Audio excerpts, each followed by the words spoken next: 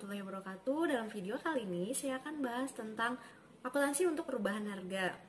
Nah, perubahan harga itu apa sih sebenarnya? Yaitu perbedaan jumlah rupiah yang dapat digunakan untuk memperoleh barang yang sama pada periode yang berbeda atau waktu yang berbeda.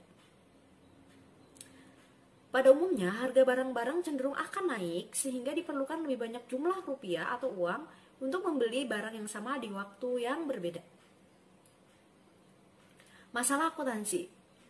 Rangka akuntansi pokok dilandasi asumsi bahwa daya beli uang stabil sepanjang masa atau manfaat ekonomi tidak berubah. Berbagai masalah ya. Yang pertama penilaian, yang kedua unit pengukur, yang ketiga pemertahanan capital. Nah, cara mengatasinya bagaimana? Kalau penilaian itu kita atasi dengan akuntansi kos sekarang.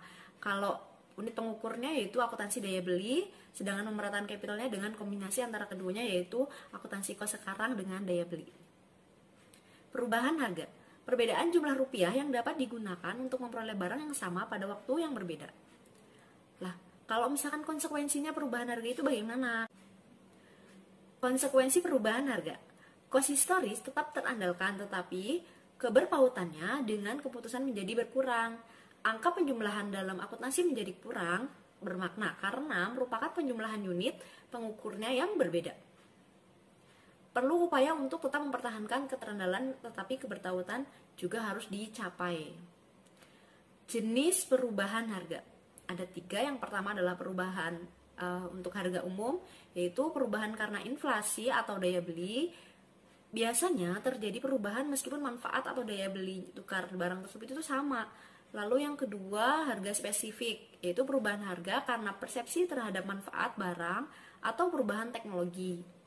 Biasanya terjadi perubahan meskipun tidak terjadi perubahan daya beli. Lalu yang ketiga adalah harga relatif, yaitu perubahan harga spesifik setelah pengaruh perubahan daya beli dipisahkan atau diperhitungkan. Pos-pos moneter dan non-moneter.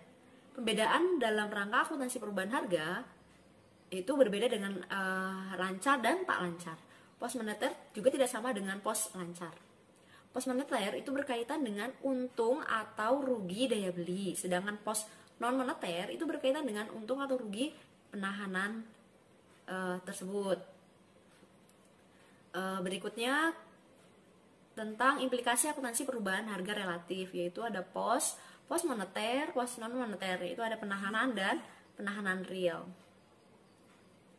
Akuntansi daya beli konstan, maksudnya bagaimana? Itu untuk mengatasi perubahan harga akibat perubahan daya beli. Aspek teoritisnya ada 4. Yang pertama adalah pemilihan indeks harga dan tahun dasar. Yang kedua pro dan kontra. Yang ketiga daya beli sejenis kapital.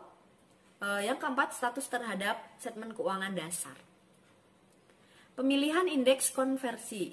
Yang pertama indeks awal tidak intuitif. Yang kedua, indeks akhir mengharuskan pos-pos operasi dikonversi. Lalu yang ketiga, indeks rata-rata atau tengah menghasilkan rupiah konversian pos-pos operasi yang mendekati rupiah nominal bila transaksi itu terjadi secara merata sepanjang tahun.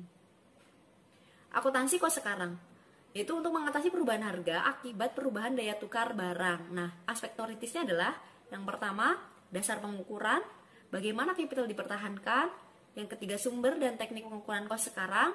Yang keempat, pro dan kontra. Yang kelima, pemecahan laba menjadi komponen operasi dan komponen penahanan. Sedangkan yang keenam, status terhadap statement keuangan dasar. Akuntansi kos sekarang. Dasar pengukurannya ada 3 juga. Yang pertama, kos pengganti. Yang kedua, nilai jual sekarang. Yang ketiga, nilai terrealisasi harapan.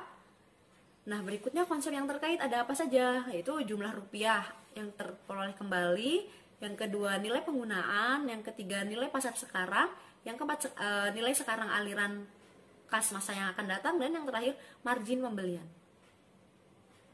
Teknik pengukuran kos sekarang itu ada 3. Yang pertama pengindeksan, yang kedua penghargaan langsung, yang ketiga pengkosan unit, dan yang keempat penghargaan fungsional.